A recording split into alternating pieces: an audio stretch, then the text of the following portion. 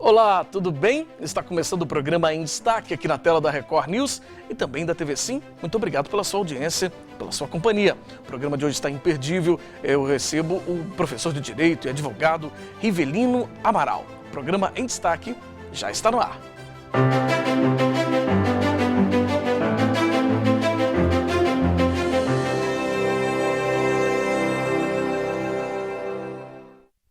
Muito bem, seja mais uma vez bem-vindo ao programa Em Destaque, você que nos acompanha pela Record News e também pela TV Sim.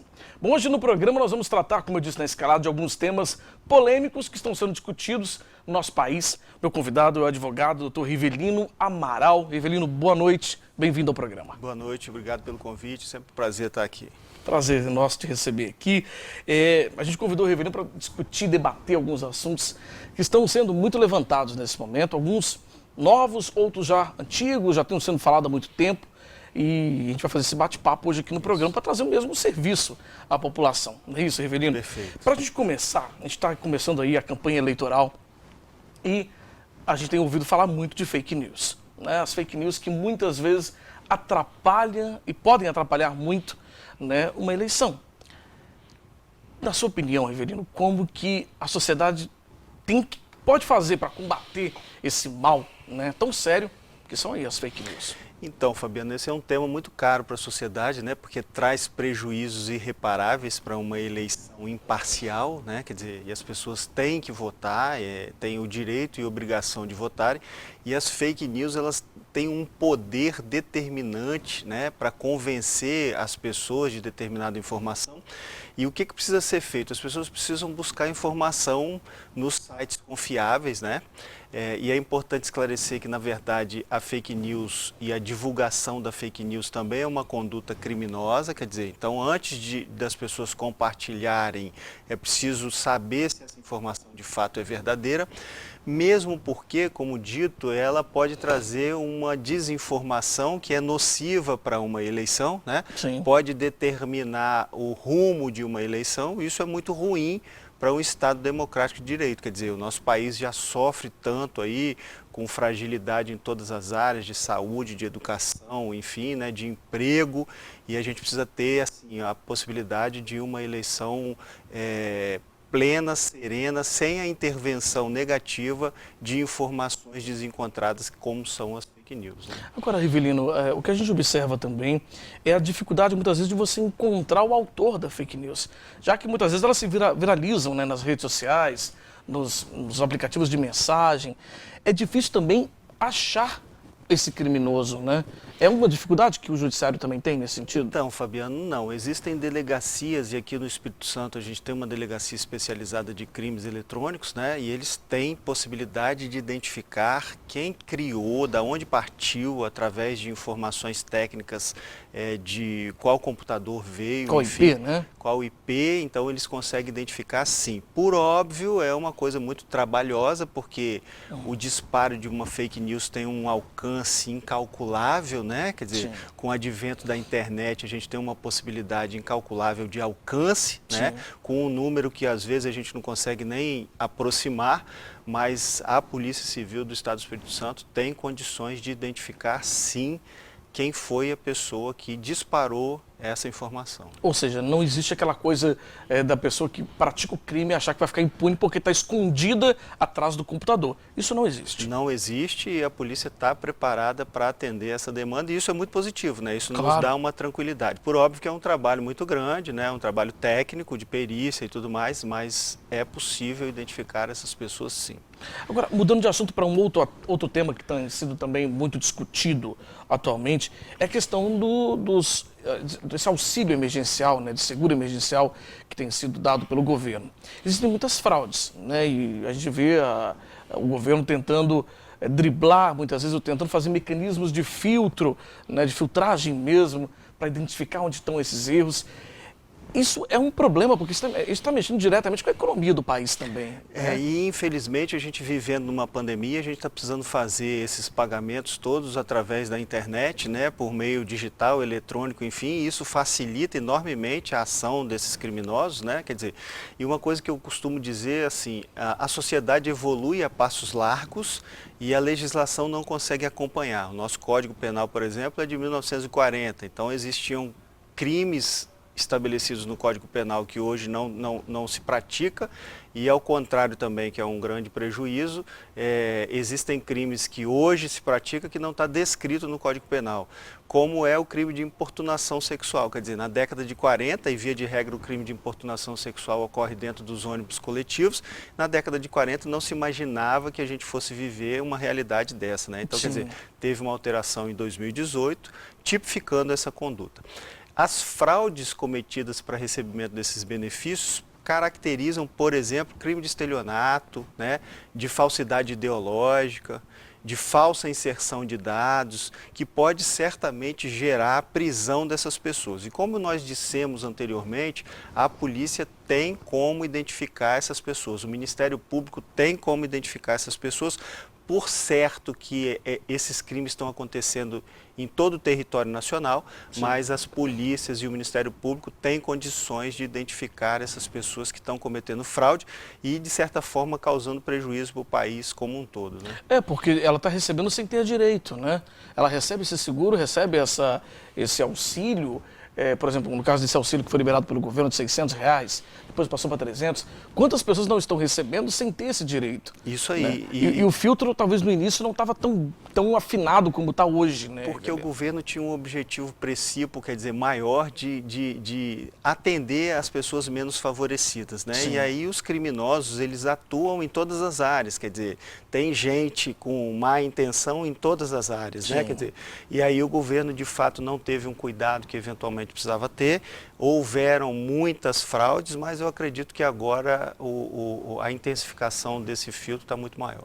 Pois é, vamos fazer o seguinte, vamos para um rápido intervalo e a gente já volta, continuar conversando com o Rivelino Amaral, advogado, nosso convidado de hoje, para falar sobre temas que são aí, estão nos noticiários, né? Estão em evidência, e a gente está batendo um papo hoje com o Rivelino sobre essas temáticas. No primeiro bloco a gente já falou aqui sobre as fraudes no sistema aí de seguro-desemprego, auxílio emergencial, seguro-desemprego não, auxílio emergencial, e também sobre as fake news que acabam abalando, podem abalar o resultado das eleições. O programa de destaque volta já.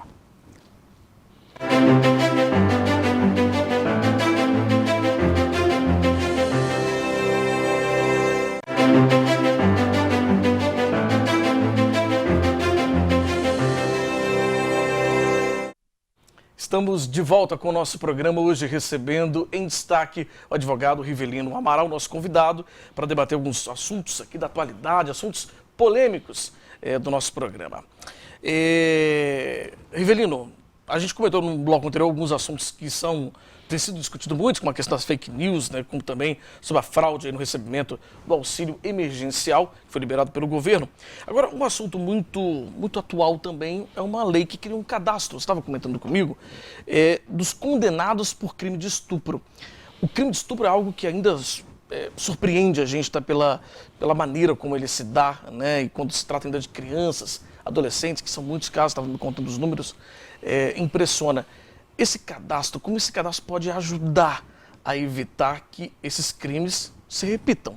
Então, o crime de estupro, ele gera uma consequência muito danosa para as vítimas, né, que elas carregam para a vida toda, né? Elas podem desenvolver uma compulsão, uma ojeriza, enfim, quer dizer, e algumas coisas que até mesmo não conseguem perceber no seu dia a dia. O Código Penal tem, inclusive, um capítulo e um título que trata só de crimes dessa natureza. A pena para o crime de estupro é de 6 a 10 anos. E, via de regra, os crimes de estupro, eles são cometidos às escondidas. Então a gente não tem uma prova testemunhal, a gente não tem uma filmagem, né? Quer dizer, para comprovar. Por esse motivo, a palavra da vítima é determinante para se ter uma prestação jurisdicional, que a gente fala, quer dizer, que é uma sentença, né? E a palavra da vítima, muitas vezes, é amordaçada pelo medo, quer dizer, a vítima tem medo, né, de dizer isso para as pessoas, por conta do seu algoz, quer dizer, do estuprador, ela tem Sim. medo da reação dele, porque via de regra é alguém da família. Sim. Né? E ela tem também, e pesa contra ela, o preconceito da sociedade, né? Então, quer dizer, ela evita falar sobre isso, especialmente por esses dois motivos, quer dizer, por medo do estuprador e também por conta do pré-julgamento da sociedade. Bom, e os dados de crimes dessa natureza são alarmantes, quer dizer, em 2018 nós tivemos mais de 66 mil casos de estupro no nosso país. É muito elevado. Isso representa 180 casos de estupro por mês, que gera, então, fazendo uma conta, de quase 7 crimes de estupro por hora no nosso país. Quer dizer, isso é muito sério, né? Muito sério. E os dados também de um anuário do Ministério da Justiça mostram que 80% dessas pessoas vítimas, porque o homem também pode ser vítima de estupro, são mulheres, né? 52%, quase 53% são menores de 13 anos. Nossa. E mais de 50% dessas vítimas são negras. Então, quer dizer, a gente tem, via de regra, mulher negra menor de 13 anos. Então, esses dados são muito sérios, muito críticos e saltam aos olhos. O governo federal, então, fez incluir e entrar em vigor uma lei, desde o dia 2 próximo passado, criando o Cadastro Nacional de crimes de estupro, de condenados por crime de estupro. Qual é o objetivo principal, quer dizer, maior da lei? É que a gente tenha um banco de dados e essa lei, ela obriga que os estados, através de um convênio com a União Federal, criem um cadastro com as características físicas, fotos, digital e especialmente, que a meu sentir é o grande avanço, o DNA do estuprador. Então a gente vai ter isso lançado em um banco de dados, isso vai facilitar a identificação dessas pessoas, porque pode ser que uma pessoa tenha cometido um crime de estupro aqui no Espírito Santo e daqui a um mês ela cometa outro crime dessa mesma natureza no estado de São Paulo, e isso dificulta enormemente a atuação da polícia. Vai ser um cadastro nacional. Um cadastro nacional vinculado de todos os estados da federação, e isso vai possibilitar, sim, certamente, uma ação mais enérgica, mais rápida do estado, né? E o objetivo também oculto da lei é também, em decorrência da ação mais rápida das polícias e do Ministério Público e do próprio Poder Judiciário, que as vítimas também se manifestem mais, né? Quer dizer, que elas se sintam um pouco mais seguras de falarem sobre o tema, de falarem que foram vítimas, sim, por conta de uma atuação mais rápida do Estado. Então, esse objetivo da lei, que ele não aparece claramente na própria lei, mas ela vem como pano de fundo, quer dizer, sim, possibilitar que as vítimas possam dizer que são vítimas, tendo o Estado mais fortalecido para o combate de um crime que causa tantos prejuízos, um crime bárbaro e um crime covarde. Fortalece a segurança jurídica para você executar logo essa pena, né? Certamente. Agora, Rivelino, ainda sobre essa questão, né, a gente cita o crime de estupro, que é um crime que, como você diz, choca muito todos nós. Agora, fala-se muito também que a polícia prende e o judiciário solta, né? Os habeas corpus, né, que a gente vê tanto acontecendo. Como resolver essa questão, né? A gente precisa de uma reforma no nosso Código Penal. Então, Fabiano, esse é um tema muito interessante, né? Muito bem-vindo para as discussões. Quer dizer, na verdade, o que ocorre? A Constituição Federal fala que a liberdade é a regra e as prisões são exceção. Ou seja, as pessoas têm o direito de responderem aos processos em liberdade e só podem permanecer presas em casos excepcionais, né?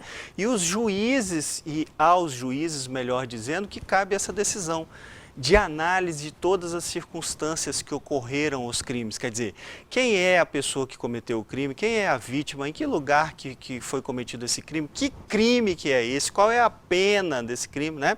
E especial e notadamente, se esse criminoso representa risco para o processo ou se representa risco para a sociedade.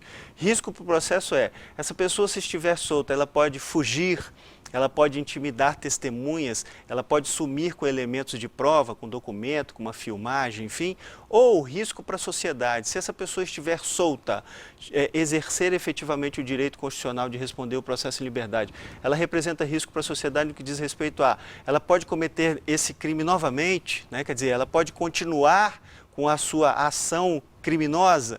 Então os juízes analisam essas questões todas de circunstâncias que aconteceram o crime e especialmente se essa pessoa representa risco para a sociedade. E também se esse crime foi cometido com violência ou grave ameaça.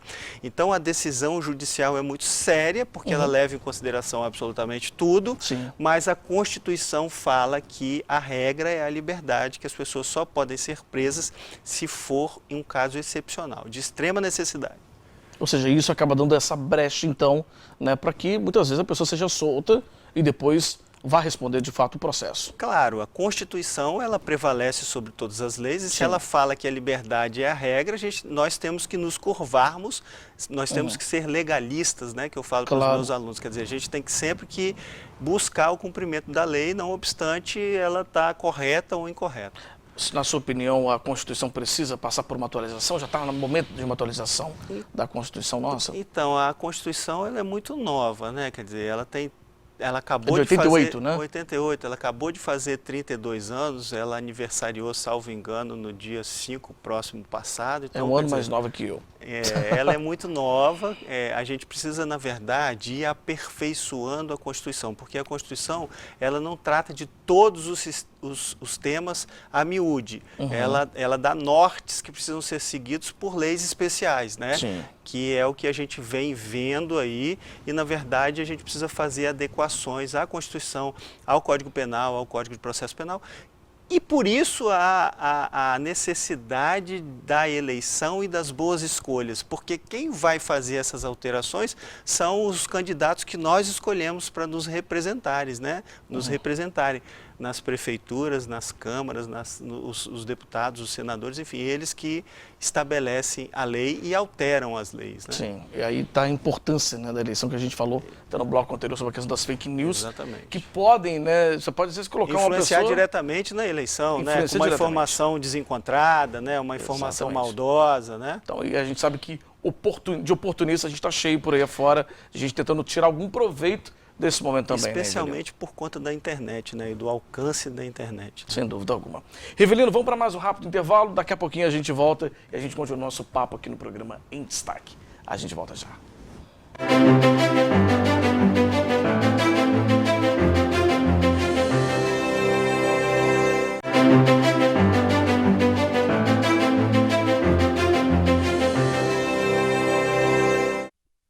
Programa Em Destaque de volta, conversando hoje com o advogado, professor também de Direito, Rivelino Amaral.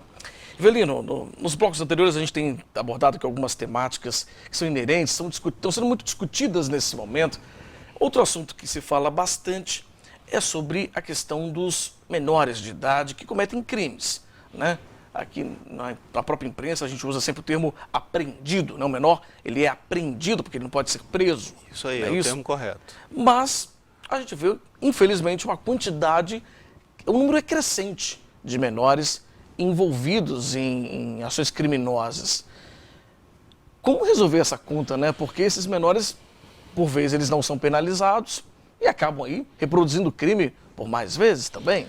Então, na verdade, assim, em primeiro lugar é preciso dizer que os menores eles são apreendidos sim, que se compara à prisão, eles ficam presos. A apreensão é uma prisão. Só que o Estatuto da Criança e do Adolescente estabelece que eles só podem ficar apreendidos, leia-se presos, por no máximo 3 anos. Então, em primeiro lugar, é preciso dizer assim, que é um engano as pessoas acharem que o menor não fica preso. O menor fica preso sim, só que ele fica preso por no máximo 3 anos. Então, que talvez não seja tão suficiente para poder resolver, não sei. Não seja eficiente, quer dizer, porque qual é o objetivo das prisões? O objetivo das prisões são 3. Punir, ressocializar e prevenir. Punir, você errou, você precisa ser punido. É privado da liberdade. Servir de exemplo, ou seja, se aquela pessoa foi presa, eu também posso ser, então eu vou parar de fazer isso, né? E também, especialmente, ressocializar, quer dizer, tornar essa pessoa passível de viver em comunidade, né? Quer dizer, porque as pessoas precisam respeitar as leis, né? Então, ressocializar é o grande objetivo das prisões. E a gente não está conseguindo ressocializar. Infelizmente, as pessoas estão sendo presas e isso não quer dizer que o menor é bonzinho, que é malzinho. Não, quem cometeu o crime tem que ser punido, ok? Mas a gente precisa olhar com bons olhos a ressocialização. Porque, na verdade, essas pessoas que cometem crime, daqui a pouco vão estar sentadas ao nosso lado no shopping. Então, essa pessoa precisa ser melhorada, vamos chamar assim. Tem que ter o erro dela corrigido, né? Ela precisa corrigir aquele conduta. E ao contrário, quer dizer, as pessoas estão sendo presas e estão saindo de lá piores, né? Porque elas estão ociosas, Sim. né? Porque, infelizmente, elas não estão produzindo, né? Um preso custa hoje em torno de R$ 2.400 para a gente, é nós que pagamos, somos nós que pagamos. Isso é um custo mensal, né? Exatamente, é muito caro, é né? Muito caro. Dizer, então a gente precisa voltar os olhos para essa situação, né? Notadamente para os menores, né? Porque outro aspecto também é assim, o menor que comete crime, quando ele alcança a maioridade, ele torna-se novamente primário. Então, quer dizer, se ele cometeu um crime na maioridade, os crimes que ele cometeu quando era menor não constam. Quer dizer, então é uma coisa que precisa ser revista, né? Quer dizer, não faz muito sentido, essa questão da internação, por certo que o objetivo da internação é muito nobre dos menores, que é tentar corrigi-los nesse momento que eles ainda estão aperfeiçoando Sim. a sua formação, a sua identidade, né? Quer dizer, mas tem menores que cometem crimes bárbaros? Sim, tem menores que cometem crimes bárbaros, mas via de regra o Estado tem que conseguir alcançar essa ressocialização. Eu acho que é de fato o foco, né? E maior. A gente tem que, o foco maior é esse, né? De fato. Olha, infelizmente o tempo do programa já está acabando, já tinha tantos outros assuntos aqui para conversar com o Rivelino, porque de fato o momento que a gente vive, o momento da sociedade, um momento muito turbulento, com tanta coisa acontecendo ao mesmo tempo, né, Rivelino? É verdade. E a gente às vezes precisa parar um tempinho para refletir sobre esse momento que a gente está vivendo, e essa é a ideia hoje do programa, a gente discutir assuntos de fato que às vezes passam despercebidos e a gente não dá uma atenção devida, né? Mas quero te agradecer muito, Rivelino, foi um prazer te receber aqui no programa, obrigado, e as portas estão abertas para você voltar mais vezes. Muito obrigado, eu que agradeço, é sempre bom vir aqui. Muito obrigado pelo convite. Obrigado, Rivelino. Bom, a você de casa, muito obrigado também pela sua audiência, pela sua companhia. A gente fica por aqui com o programa de hoje, lembrando o nosso encontro de segunda a sexta, às 8h30 da noite na Record News e às 9h30 da noite na TV Sim. Uma ótima noite para você. Até lá.